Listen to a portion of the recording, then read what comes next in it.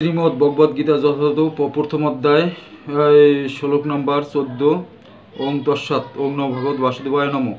তত সে তৈহ ঐয় যুক্তে মহতি সে ছন্দন্যে স্থিত মাধব পাণ্ডব সচৈব দিব্য শঙ্খ পদ ও মতু।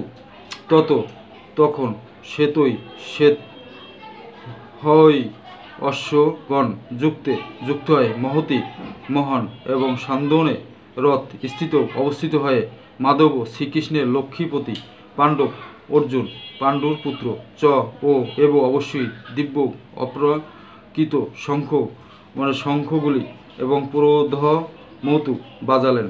গীতার গান। তারপর শ্বেত অশ্ব ও রথেতে বসিয়া আসিল যে মহাযুদ্ধে নিযুক্ত হইয়া মাধব আর পাণ্ডব দিব্য শঙ্খ ধরি বাজাইল ও পরে পরে অপূর্ব মাধুরী। অনুবাদ। অন্যদিকে শ্বেত ও অশ্বযুক্ত এক দিব্য রথে স্থিত শ্রীকৃষ্ণ ও অর্জুন উভয় তাদের দিব্য শঙ্খ বাজালেন। তাৎপর্য।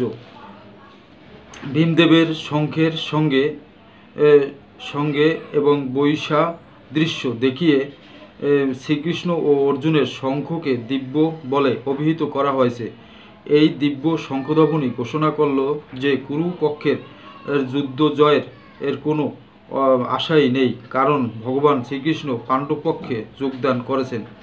জয়স্ত এবং পাণ্ডু পুত্রানাং এবং জেসাং পক্ষে জনার্দন পাণ্ডবদের জয় অবধারিত, কারণ জনার্দন শ্রীকৃষ্ণ তাদের পক্ষে যোগ দিয়েছেন। ভগবান যে পক্ষে যোগদান করেন সৌভাগ্য ও লক্ষ্মীও সেই পক্ষেই থাকেন, কারণ সৌভাগ্য এবং লক্ষ্মী সর্বদাই তার পতির অনুগামী।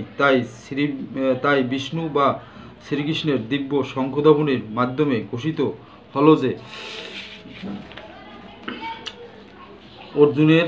অর্জুনের জন্য বিজয় ও সৌভাগ্যর প্রতীক্ষা করেছে। তাছাড়া যে রথে চড়ে দুই বন্ধু শ্রীকৃষ্ণ ও অর্জুন কুরুক্ষেত্রের যুদ্ধে অবতীর্ণ হয়েছিল তা ও অগ্নিদেব ও অর্জুনকে দান করেছিল, এবং সেই দিব্য রথ ছিল সমগ্র ত্রিভুবনের সর্বত্রই অপরাজয়।